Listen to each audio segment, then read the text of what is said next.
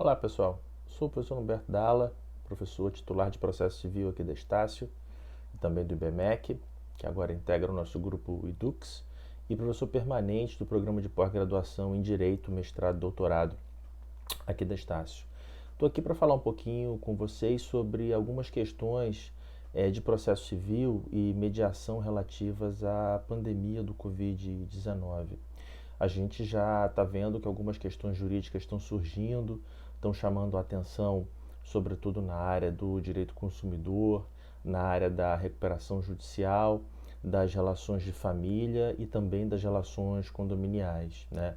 A gente, infelizmente, espera aí uma redução da capacidade contributiva, uma redução da situação econômica e, ao mesmo tempo, o esgarçamento aí de algumas relações jurídicas que já não andavam muito bem.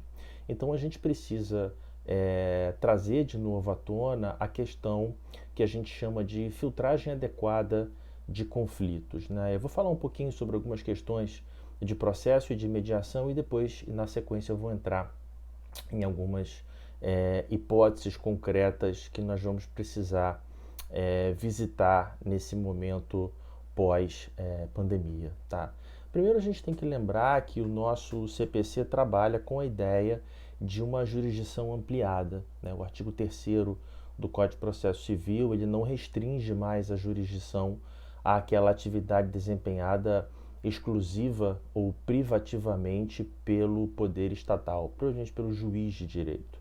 É tranquilo hoje o entendimento de que o árbitro, assim como o mediador e o conciliador, eles também exercem a jurisdição, desde que, obviamente, nos procedimentos eles observem o mesmo grau, o mesmo teor das garantias constitucionais, o que é exigido no processo judicial.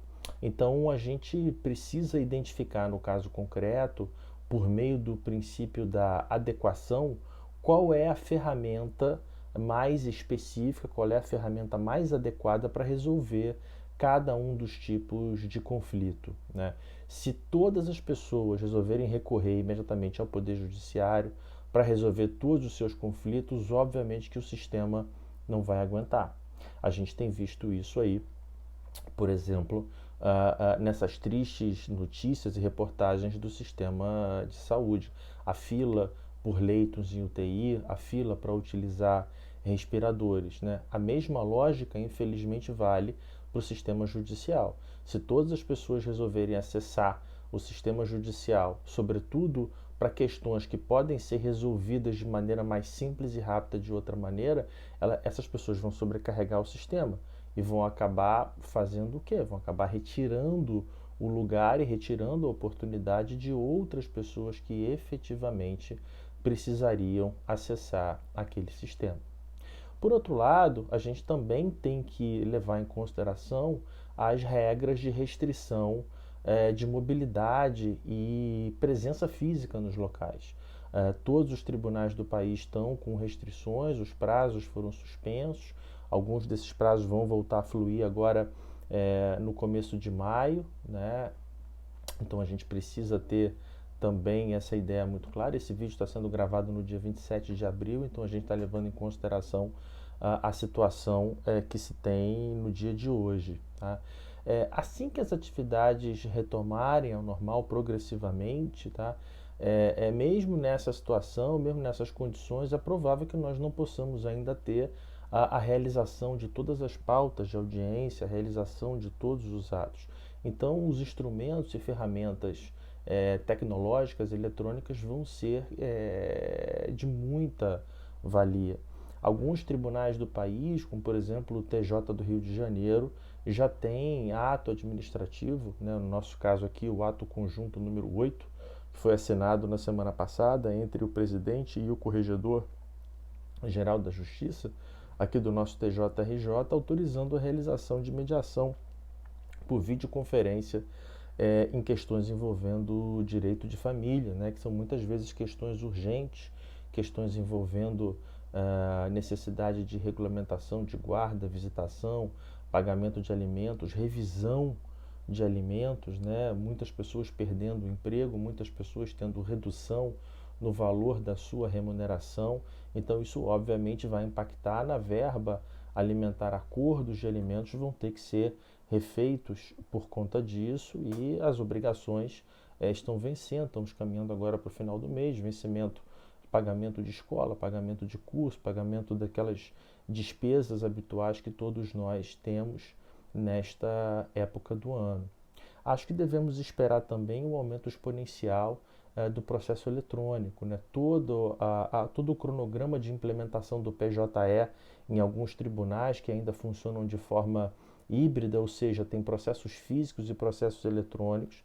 Eu acho que nós devemos esperar que essa implementação, que essa passagem aí do analógico para o digital se dê de forma mais rápida até o final do ano, né?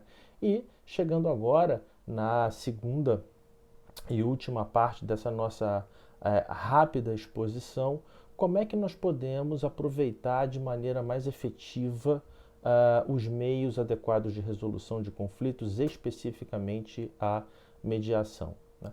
Bom, primeiro vamos lembrar que no direito brasileiro não existe a figura da mediação obrigatória, né? Alguns autores falam em semi-obrigatoriedade. Na verdade, o que nós temos é um comparecimento obrigatório à primeira sessão, que não custa lembrar, a primeira sessão não é efetivamente a mediação ainda.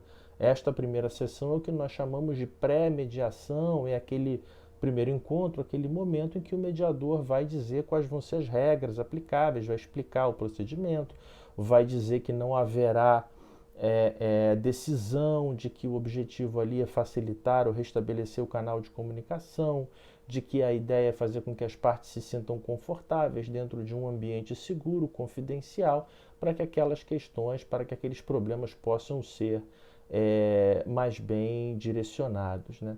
Então, espera-se um aumento exponencial aí do uso da mediação, sobretudo nos seguintes setores. Primeiro, setor de consumo. E aí vamos lembrar que nós já temos no Brasil há algum tempo as plataformas digitais de resolução de conflitos, né? Se você, por exemplo, já fez alguma compra via Mercado Livre, Amazon Prime, eBay, e se você teve algum problema na sua compra, você sabe exatamente do que eu estou falando. Existe um sistema que é acionado dentro da própria plataforma, na qual o pagamento é suspenso, é bloqueado, ele não é transferido ao vendedor, enquanto o consumidor não sinaliza de maneira bastante clara de que aquela questão, aquele problema foi efetivamente resolvido. Então, nós devemos esperar um aumento exponencial no uso de plataformas como essa, lembrando que desde janeiro de 2020, aquela plataforma que já é conhecida por muitos, né, consumidor.gov.br, a partir de janeiro deste ano, ela se tornou a plataforma oficial para a resolução de conflitos no âmbito da administração pública federal. Ela é hoje a plataforma referência para a resolução de conflitos e deve ser cada vez mais utilizada, tá? Utilização de recursos tecnológicos. Os autores mais clássicos, eles têm alguma restrição à mediação eletrônica, mediação por videoconferência. A gente sabe que ela é expressamente prevista lá no 334 do CPC, que autoriza. A gente sabe que o artigo 46 da Lei de Mediação também autoriza expressamente, mas os autores mais clássicos têm um quê de desconfiança. Eles acham que a mediação é uma atividade artesanal, uma atividade presencial por excelência, tem que haver o contato físico entre os envolvidos, as emoções têm que ser colhidas naquele momento, né? Fica muito difícil para o mediador, na frieza de um monitor e na distância, conseguir avaliar exatamente como que aquela situação está, oferecer as melhores condições para a resolução daquele conflito. Mas o fato é que nós estamos numa situação excepcional e situações excepcionais exigem, infelizmente, medidas excepcionais.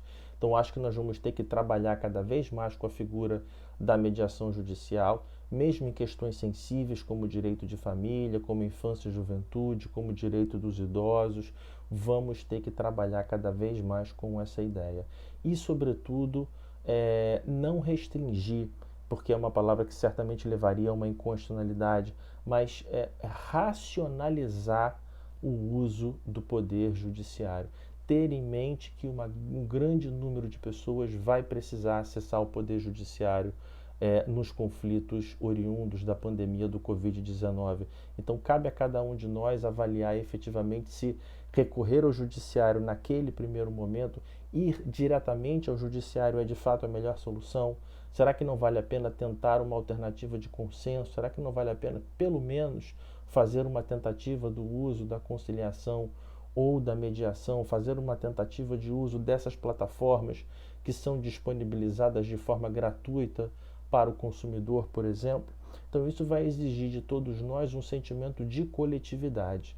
O mesmo sentimento de coletividade que nos foi colocado no momento em que devemos ficar em casa, ainda que nós não corramos um risco diretamente, mas para não colocar os outros em risco, esse mesmo sentimento agora deve estar presente também. Há necessidade de ajuizar uma demanda imediatamente? Será que eu não posso tentar resolver esse conflito antes e dar espaço àquele que tem uma situação efetivamente emergencial para resolver no Poder Judiciário? Enfim, essa ressignificação que vai passar também e principalmente por essa ideia de se sair do polo individualista e assumir cada vez mais um polo coletivista para as necessidades da sociedade. Ok, meus amigos, então esse foi o nosso primeiro vídeo aqui com questões relativas à pandemia. Foi um vídeo genérico, onde a gente trouxe alguns conceitos fundamentais. Em breve a gente retorna discutindo questões específicas da mediação, tá bom? Eu sou Humberto Dalla, professor da Estácio do IBMEC. Foi um grande prazer estar com vocês. Até breve.